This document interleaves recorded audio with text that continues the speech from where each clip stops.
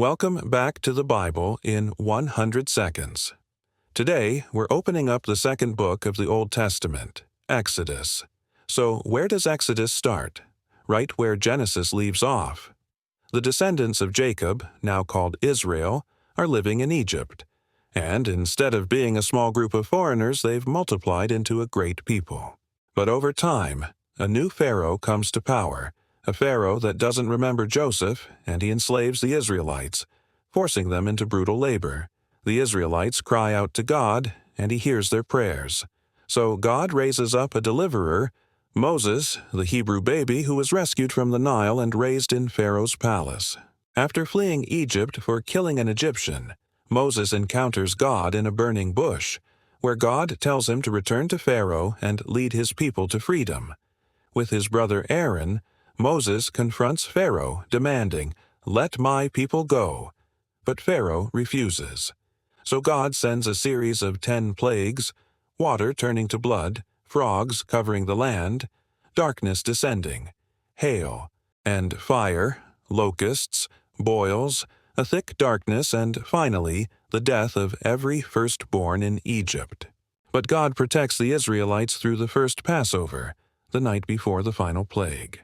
God instructs them to mark their doors with lamb's blood so the angel of death will pass over them. After this final plague, Pharaoh finally lets them go, and the Exodus begins. But Pharaoh quickly changes his mind and pursues them with his army.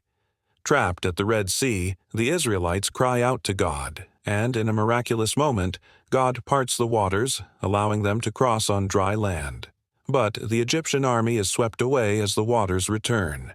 In the desert, God provides for the Israelites, sending manna from heaven, water from a rock, and quail to eat, but also providing a pattern for building the tabernacle, a sacred tent where God will dwell among them.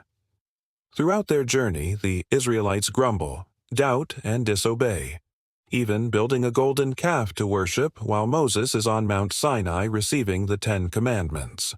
At Sinai, God gives Moses not just the 10 Commandments, but detailed instructions for building the tabernacle, a sacred tent where God will dwell with his people, and in a glorious climax, God fills the tabernacle with his presence. So, what does Exodus teach us?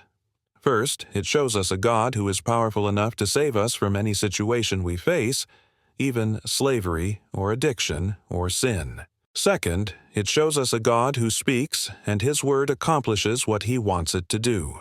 Third, it shows us a God who guides his people. Even when they grumble and complain, God still leads them to the promised land. And fourth, it shows us a God who is for us, dwelling among us and filling us with his presence. And if you want to experience this God for yourself, all you need to do is place your faith in Jesus, who is the ultimate Passover lamb, whose blood cleanses us from all sin, whose death delivers us from the penalty of sin. Thank you for watching, and be sure to tune in next time as we continue the greatest story ever told.